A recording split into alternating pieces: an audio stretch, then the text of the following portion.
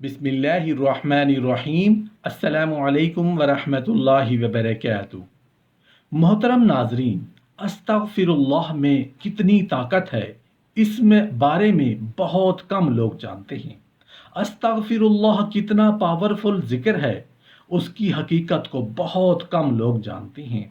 अस्तगफिरुल्लाह पढ़ने के क्या फ़ायदे हैं और कितने राज इसमें पोशीदा हैं, उसकी अहमियत और फजीलत को सिर्फ वही लोग जान सकते हैं जिन्होंने अपनी ज़िंदगी को, अपने हर लम्हा को अस्तगफिरुल्लाह से आबाद और शाद कर लिया होगा।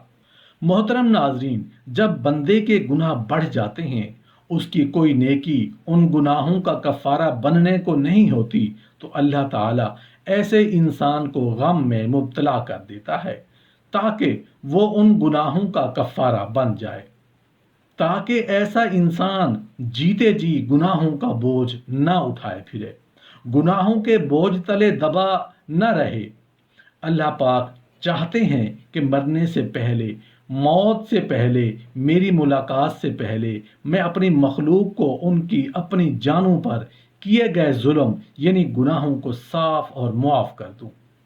अल्लाह तो हर वक्त हर घड़ी हमें मुआफ़ करने के लिए तैयार हैं, लेकिन हम गुनाह तो किए जा रहे हैं, तौबा नहीं करते, अपने गुनाहों से मुआफ़ी नहीं मांगते। मोहतरम नाजरीन, अगर हम अपने गुनाहों से तौबा कर लें, अपने गुनाहों से मुआफ़ी मांग लें, इस्तग़फ़ार कर लें, तो जानते हो अल्लाह हमें क्या क्या नेमतें अता फरमाएगा और कौन कौन सी रहमतें हम पर नाजिल करेगा।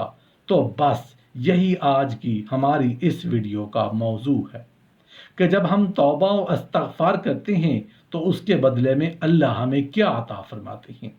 अगर आप चाहते हैं कि आपका ज़हनी सुकून, शरह सदर, जिस्मानी राहत, इत्मीनान, कल्ब और मता हसना हासिल हो, तो अस्तग़फिरुल्लाह को अपना शार बना लीजिए।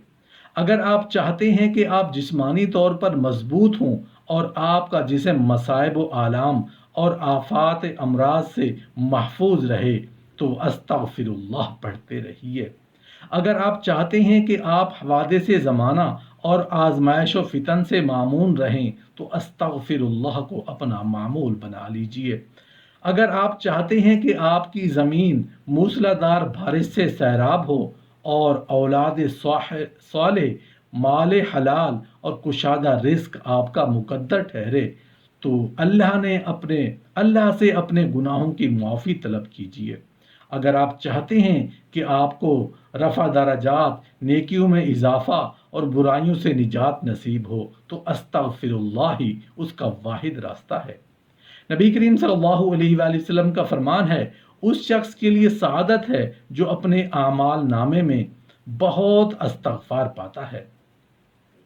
अस्तग़फिरुल्लाह पढ़ने से हुक्म इलाही की तामील होती है। अस्तग़फिरुल्लाह पढ़ने से रिज़्क़ मयस्सर आता है और उसमें इजाफ़ा होता है। अस्तग़फिरुल्लाह जन्नत में दाखिले का परवाना है। अस्तग़फिरुल्लाह पढ़ने से गुनाह मुआफ़ होते हैं और ख़ताएँ मिट जाती हैं। अस्तग़फिरुल्लाह मरने के बाद आदमी के दराजात की बुलंदी का बाइस है। अस्तग़फिरुल्लाह पढ़ने से बलाएं टल जाती हैं। अस्तग़फिरुल्लाह पढ़ने से दिल को पाकीज़गी हासिल होती है। अस्तग़फिरुल्लाह पढ़ने से बे औलादों को औलाद मिलती है। अस्तग़फिरुल्लाह पढ़ने से सेहत व तंदुरुस्ती कायम रहती है और इंसान अपनी जिस्मानी और रूहानी क़ुव्वतों से भरपूर फ़ायदा उठाता है। ये उस बेबस आदमी के लिए राह कुशादा है जिसके लिए ज़मीन तमाम तर वुसअतों के बावजूद तंग पड़ गई हो। वो मायूस शख्स जो अपने आप से उकता गया हो, वो परेशानी के बायस तंग दिली का शिकार रहता हो। अस्तग़फिरुल्लाह उसकी मायूसी और परेशानी दूर करके उसे नई ज़िंदगी अता करता है और फराख दिली से आशना करता है। अस्तग़फिरुल्लाह हर उस आदमी की गुमशुदा मता है जो सच्ची खुशी ढूंढता फिरता है लेकिन उसे नहीं पाता। अस्तग़फिरुल्लाह हर उस शख्स के लिए आसूदा हाली की नवीद है जो माली तौर पर तंग दस्ती का शिकार है। वो बे औलाद शख्स जो औलाद की तमन्ना करता हो, अस्तग़फिरुल्लाह करने से औलाद मिलती है। वो मरीज़ جو کسی دیرینہ بیماری کا شکار ہے اور زندگی سے مایوس ہو گیا ہے، استغفر اللہ اس کے لیے شفا یابی اور تندرستی کا سندیشہ لاتا ہے۔ استغفر اللہ اس مریض کے لیے دوائے شافی ہے جو گناہوں کی بیماری میں مبتلا ہے۔ استغفر اللہ اس شخص کے لیے سفینہ نجات ہے جو معصیتوں کے غلیظ جوہر میں غوطے کھاتا ہے۔ استغفر اللہ اس خستہ حال آدمی کے لیے خوشحالی کا پیغام ہے جس کی کمر مصائب و مشکلات اور آفات و آلام سے توڑ ڈالی ہو۔ انسانی زندگی کی عام مصائب و مشکلات کا باعث یہی گناہ ہوتے ہیں، لیکن اس سلسلے کی دوسری اطمینان بخش بات یہ ہے کہ بہت تھوڑے گناہ ہیں جن کی وجہ سے مصائب و مشکلات آتی ہیں۔ زیادہ تر گناہ تو اللہ تعالیٰ اپنے فضل کرم سے معاف فرما دیتا ہے۔ ارشاد باری تعالیٰ ہے، اور تمہیں جو بھی مصیبت پہنچتی ہے تو وہ تمہارے اپنے ہی کرتوتوں کی وجہ سے پہنچتی ہے، اور بہت سی باتوں سے تو وہ درگزر ہی فرماتا ہے۔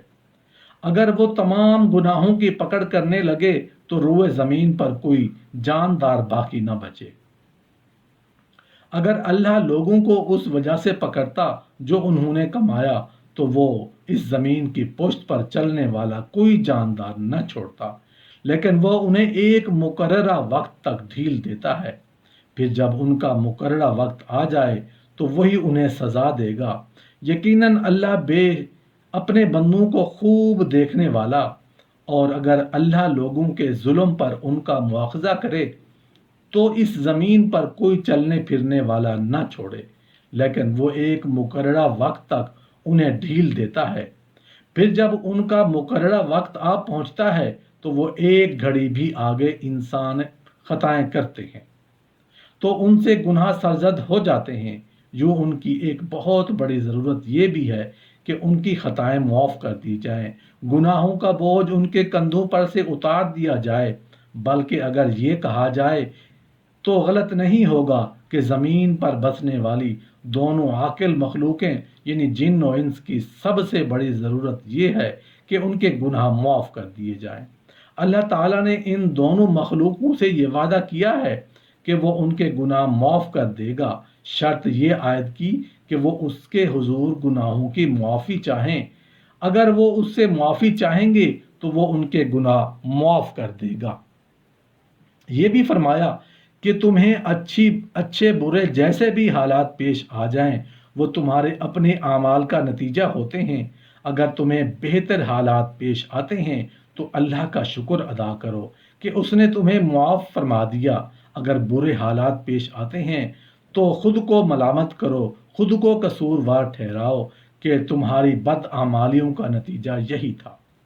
حدیث سے یہ بھی معلوم ہوتا ہے کہ آدمی کو اگر برے حالات اور مشکلات سے واسطہ پڑے تو اسے اللہ تعالیٰ سے اپنے گناہوں کی معافی مانگنی چاہیے اور کثرت سے استغفار کرنا چاہیے، اور یہ کہ تم اپنے رب سے معافی چاہو اور اس کی طرف پلٹ آؤ تو وہ ایک مدت خاص تک تم کو اچھا سامان زندگی دے گا۔ اور اے میری قوم کے لوگوں، اپنے رب سے معافی چاہو پھر اس کی طرف پلٹو، وہ تم پر آسمان کے دہانے کھول دے گا اور تمہاری موجودہ قوت پر مزید قوت کا اضافہ کرے گا۔ میں نے کہا اپنے رب سے معافی مانگو، بے شک وہ بڑا معاف کرنے والا ہے۔ وہ تم پر آسمان سے خوب بارشیں برسائے گا، تمہیں مال اور اولاد سے نوازے گا، تمہارے لیے باغ پیدا کرے گا اور تمہارے لیے نہریں جاری کر دے گا۔